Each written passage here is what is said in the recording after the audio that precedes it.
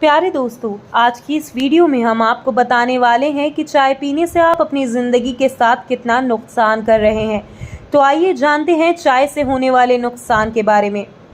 दोस्तों, आजकल के दौर में दुनिया भर में चाय पीने का एक ऐसा निज़ाम बन गया है कि लोग बस सुबह उठते ही खाली पेट सबसे पहले चाय पी लेते हैं। लेकिन ये बहुत ही ख़तरनाक और नुकसानदायक आदत है।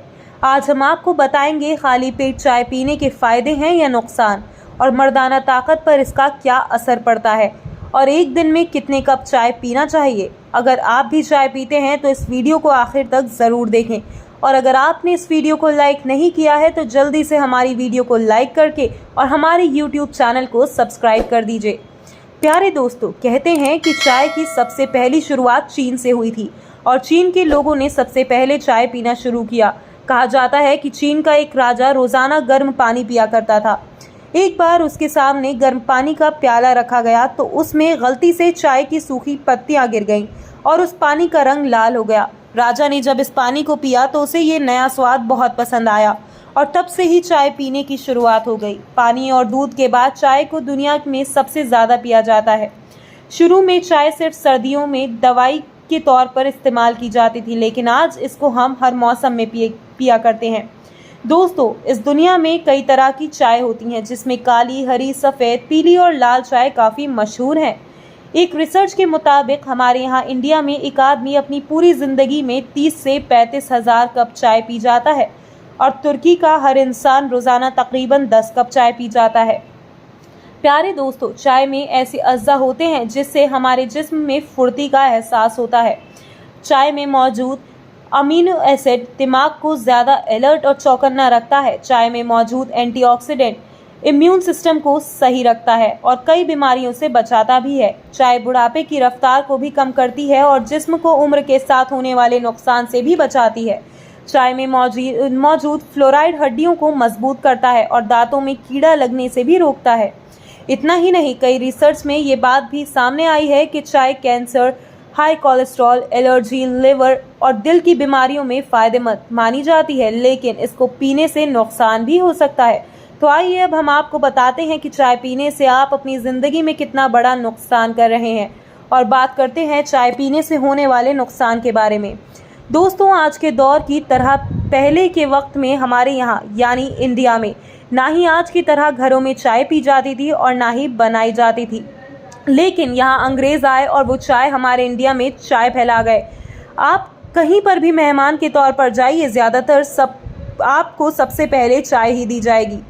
चाय को लोगों ने अपनी आदत जैसा बना लिया है, ज़िंदगी की ज़रूरतमंद चीज़ बना ली है। लेकिन आज हम आपको बताएंगे कि इससे क्या क्या नुकसान भी हो सकते हैं। तो दोस्तों, सबसे पहले चलते हैं अपने पहले नुकसान की तरफ।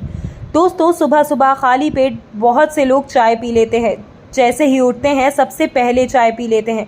तो खाली पेट चाय पीने से एसिडिटी यानी तेज़ाबियत बढ़ जाती है, और साथ ही साथ जो गैस्ट्रिक जूसेस जो पेट से निकलती है वो हमारे हाजमे में मदद करती है। उन गैस्ट्रिक जूसेस के निकलने के प्रोसेस को ये चाय बंद कर देती है, यानी कम कर देती है। जाहिर सी बात है, गैस बनने लगेगी, आपका पाचन तंत्र ठीक से काम नहीं करेगा। तो सबसे पहला नुकसान ये मालूम होगा कि आप कब्ज़ के शिकार हो जाएंगे, और बहुत सारी बीमारियों की जड़ ये कब्ज़ ही है। अगर आप खाली पेट चाय पी रहे हैं तो इसका मतलब ये है कि आप कब्ज़ को न्योता दे रहे हैं, साथ ही साथ ये आपकी भूख को भी मार देगा।